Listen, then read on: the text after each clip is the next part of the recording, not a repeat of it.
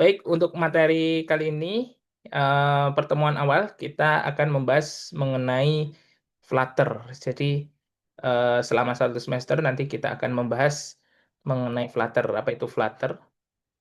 Nah, secara definisi, Flutter itu adalah Software Development Kit. Jadi SDK yang familiar kita dengar. Nah, dikembangkan oleh Google untuk membuat sebuah aplikasi yang bagus dan bisa berjalan pada berbagai platform. Jadi, untuk Flutter ini kita nanti bisa deploy di Android, di iOS, atau di web. Kemudian Flutter 2 merupakan versi terbaru untuk memberikan dukungan pada Anda untuk membangun aplikasi pada sistem operasi Android, iOS, web. Jadi sebelumnya di versi awal sebenarnya Flutter itu dia cuma bisa berjalan di Android. Dulu namanya Sky. Nah, diawali tahun 2015 dikenalkan pada saat Dart Development Summit. Nah, saat rilis versi 2-nya di Google Developer Day di Shanghai, itu Flutter sudah bisa deploy hasil dari codingannya itu dengan multi-platform. Jadi cross-platform bisa di Android, bisa di iOS, dan bisa di web. Nah, itu sekilas sejarah terkait Flutter. Dan bahasa yang digunakan ini adalah bahasa Dart. Nah, bahasa Dart ini sifatnya open source, nanti siapa saja bisa mengembangkan dan diinisiasi oleh Google. Nah, pertama kali dikembangkan tahun 2011. Nah, kalian bisa lihat untuk dokumentasinya di dartpad.dev seperti itu. Jadi nanti kalau ada masalah atau kesulitan terkait bahasa Dart, nanti bisa teman-teman buka di dokumentasinya dartpad.dev. Nah, kemudian ini partner-partner dari Flutter. Sudah banyak perusahaan-perusahaan yang sudah menggunakan Flutter, contohnya.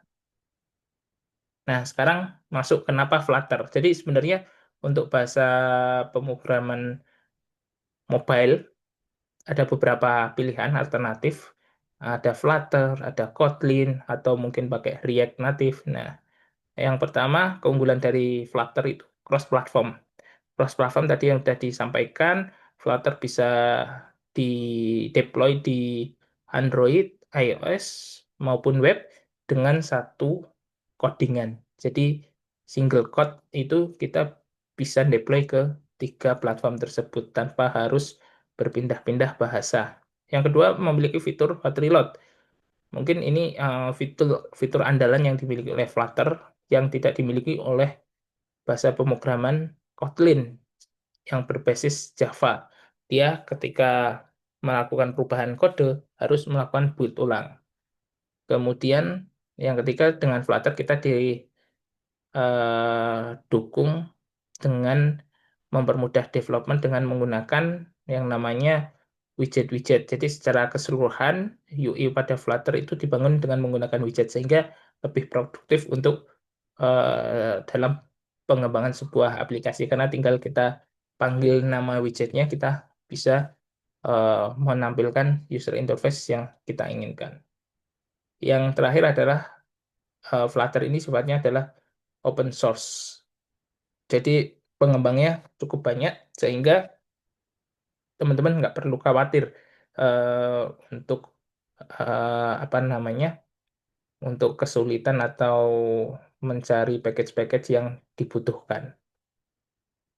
Teman-teman bisa lihat dokumentasinya di flutter.dev. Nah, sekarang ini perbandingannya. Ketika teman-teman nanti pakai Android Studio dan membandingkan dengan menggunakan Flutter. Nah, kalau di Android Studio kita harus build APK, di Flutter kita ada fitur yang namanya hot reload. Jadi, ketika ada perubahan kita tidak perlu mendeploy ulang. Kemudian bahasa yang digunakan di Android Studio menggunakan JavaScript dan Java, sorry bukan JavaScript ya, beda ya antara JavaScript sama Java, Java dan Kotlin. Kemudian di Flutter itu kita menggunakan Dart, bahasa Dart. Nah, untuk Android Studio dia hanya bisa berjalan di platform Android saja. Untuk di Flutter kita bisa di Android, iOS atau basis web. Untuk text editornya Android Studio tentu Android Studio. Untuk Flutter kita bisa pakai Android Studio atau mungkin yang eh, umum kita bisa menggunakan VS Code atau bisa juga menggunakan IntelliJ IDE. Kemudian ini adalah fitur hot reload, adalah fitur yang digunakan untuk mempermudah developer sehingga ketika ada perubahan data kita tidak perlu nge-build ulang. Kalau mungkin teman-teman udah pernah menggunakan Kotlin, itu setiap ada perubahan kita harus nge-build lagi sehingga proses developernya lama. Apalagi kalau codingnya udah panjang ya, itu akan membutuhkan waktu mungkin bisa setengah jam untuk nge-build-nya sendiri. Nah, kalau dengan Flutter kita otomatis seperti nge-refresh. Jadi kita save udah otomatis nge-refresh. Tadi bahasa pemrogramannya kalau di Flutter kita pakainya Dart, di Android Studio kita menggunakan Kotlin atau Java. Nah, terus sebenarnya ada satu alternatif lagi bahasa pemrograman yang juga cukup populer yaitu React Native.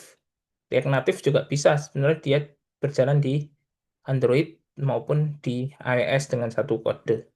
Tapi untuk mata kuliah ini kita sampaikan adalah menggunakan Flutter karena biar tambah variasi. Karena kalau untuk React.js itu basisnya adalah JavaScript, artinya teman-teman nanti dengan basic pemrograman web mungkin akan lebih mudah untuk masuk ke React.js. Nah, kalau untuk Flutter ini kan basisnya adalah Dart, jadi teman-teman akan menambahkan pengalaman baru untuk bahasa pemrograman Dart seperti itu. Kemudian selanjutnya dengan Flutter kita bisa deploy di beberapa platform atau disebut dengan cross platform, multi platform. Bisa di iOS, bisa di Android, bisa di web. Jadi kita tidak perlu banyak belajar banyak bahasa pemrograman. Kalau ingin mendeploy, tinggal nanti kita setting aja. Untuk di iOS settingannya seperti apa, di Android seperti apa, atau di web seperti apa. Ini untuk kode editornya, beberapa macam yang bisa digunakan di Flutter. Bisa pakai Android Studio, bisa pakai VS Code, atau IntelliJ IDE. Nah, untuk komponen-komponen penyusun dari Flutter ini yang pertama Software Development Kit atau SDK. Jadi merupakan sekumpulan tools yang berfungsi untuk membuat aplikasi supaya bisa dijalankan di berbagai platform. Yang kedua di framework UI-nya merupakan komponen UI seperti teks, tombol, navigasi, dan lainnya. Jadi kita dapat mengkustomisasinya sesuai dengan kebutuhan kita. Nah, yang dibutuhkan nanti teman-teman untuk install si Flutter-nya ini, yang pertama Java Development Kit, kemudian Flutter SDK, kemudian Android SDK, simulatornya, kemudian text editornya. Nah, simulatornya nanti kalau teman-teman install Android Studio itu sudah bisa dijalankan dengan mengambil simulator dari Android Studio. SDK-nya juga sudah dari Android Studio seperti itu. Dan kita butuh text editor. Nah, kita paling mudah dan familiar pakai VS Code saja. Tinggal kita install install apa namanya library dari plugin dari Flutter-nya seperti itu. Nah, tampilan umumnya untuk editor di VS Code nanti kita ada bisa ngeran atau nge-build aplikasi ini di ini tombol play. Kemudian ada tombol hot reload-nya. Kemudian kita kita mau ketika mau menghentikan simulatornya bisa tekan stop. Nah, di bawah ini kita bisa melihat konsol atau lognya ketika aplikasi tersebut berjalan. Oke, baik. Jadi kurang lebih seperti itu untuk materi di pertemuan pertama kita membahas sekilas terkait Flutter, bahasa pemrograman Flutter, apa saja keunggulannya dibandingkan bahasa pemrograman lainnya. Nah, untuk pertemuan depannya kita coba untuk langsung praktek ya. Jadi nanti tugasnya teman-teman buka di apa flutter.dev, coba diinstalasi di laptop masing-masing. Seperti itu. Ada yang ditanyakan atau kita perlu diskusikan untuk hari ini? Mungkin bertanya, Pak. Ya, suaranya masih kecil. Oke. Eh, Sebelum bertanya ini downloadnya lumayan besar Pak, 1,6 GB. Oh iya, untuk ini ya udah buka di flutter.dev-nya ya. Nggih Pak, sudah Oke, lagi download tapi besar terus saya jeda dulu. oke, oke. Jadi Nah, nanti mungkin bisa buat minggu depan kita sudah coba itu ya. Oke.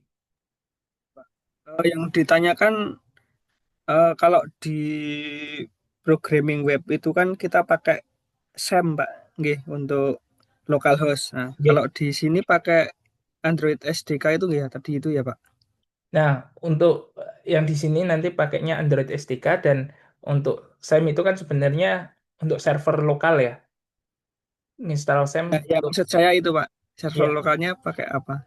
Nah, karena Flutter ini sifatnya adalah dia front end, dia client base, dia nggak memproses sebuah data. Jadi kita nggak perlu yang namanya database. Nah, untuk database nanti kita gunakan API.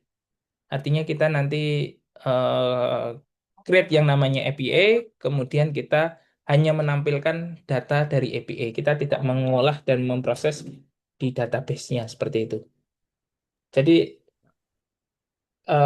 kita nggak butuh SAM, kita nanti hanya butuh simulatornya saja. Oke, siap Pak, terima kasih Pak. Oke. Baik, ada yang lain? Baik, nggak ada ya. Ini pas untuk waktunya adzan maghrib. Nanti kita bisa lanjutkan diskusinya di grup. Jika ada kesulitan, teman-teman bisa coba instalasi. Nanti saya coba kirim beberapa materi melalui grup WA dan kita coba bisa didiskusikan bareng. Dan pertemuan depan, insya Allah eh, kita lakukan secara online ya, supaya bisa lebih apa namanya, lebih prakteknya lebih dapat seperti itu, nggih. Untuk Ya, informasi lebih lanjut kita eh, lanjutkan di grup WA. Kalau ada rekan-rekan yang lain, ada yang belum masuk grup, silahkan diinformasikan. Oke, kalau cukup, kalau tidak ada pertanyaan lagi, kita tutup pertemuan kali ini dengan bacaan hamdalah. Alhamdulillah Rabbil Alamin. Saya